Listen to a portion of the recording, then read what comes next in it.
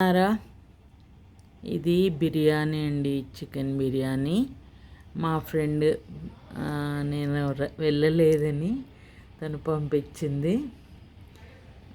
ఇంత నేను తినలేనండి.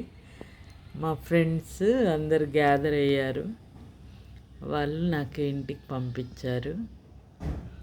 చూడటానికి టెంప్టింగ్గా ఉంది కదా. మీరు కూడా ఎంజాయ్ చేయాలనుకుంటే తెప్పించుకొని ఎంజాయ్ చేయండి. అలాగే మీకు నచ్చితే ఒక లైక్, ఒక సబ్స్క్రైబ్ చేయండి.